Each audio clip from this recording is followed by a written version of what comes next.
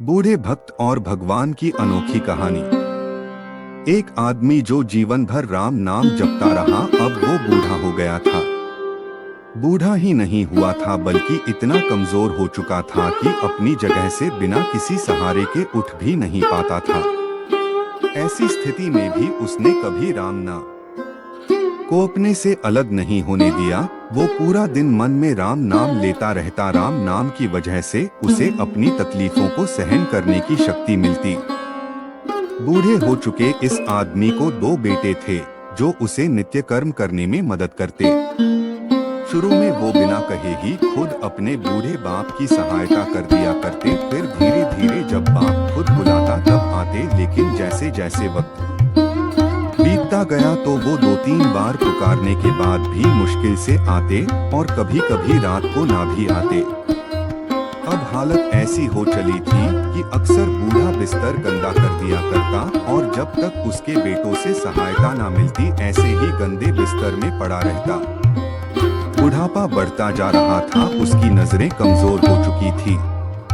इतनी बदहाली में भी उस आदमी ने राम नाम का साथ नजरें कमजोर हो चुकी थी देखकर बूढ़ा उसे पहचान नहीं पाता था। लेकिन बूढ़ा जानता था कि यह उसके बेटे नहीं हो सकते और वह स्पर्श भी उनके बेटों का नहीं था। एक दिन जब बूढ़े आदमी ने अपने नित्य क्रिया करने के लिए अपने बेटों से मदद मांगी तब अगले ही पल उसे फिर से वही मुलायम वाला स्पर्श महसूस हुआ। सारा काम खत्म करने के बाद बूढ़े आदमी ने उस व्यक्ति का हाथ पकड़ लिया और उससे पूछा, सच सच बताओ आखिर तुम हो कौन?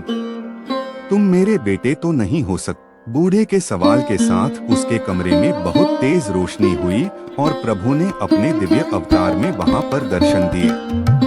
किसी भी वस्तु को बड़ी मुश्किल से देख पाता था, वही बूढ़ा भगवान के दिव्य रूप को स्पष्ट रूप से देखने में समर्थ हो गया।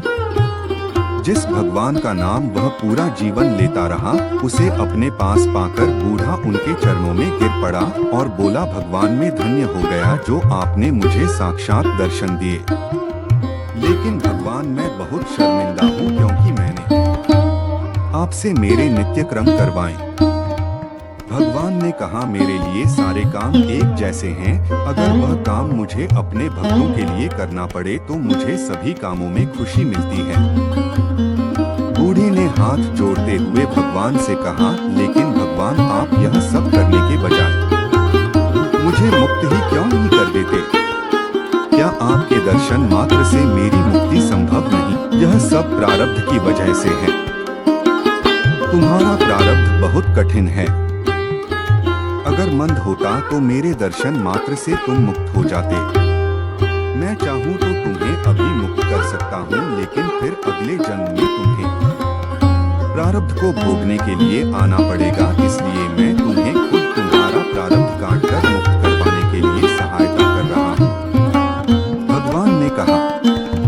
इतना बोलकर भगवान वहाँ से अंतर्धान हो गए। कुछ महीने और काफी तकलीफ भोगने के बाद आखिरकार उस बूढ़े आदमी को मुक्ति मिली।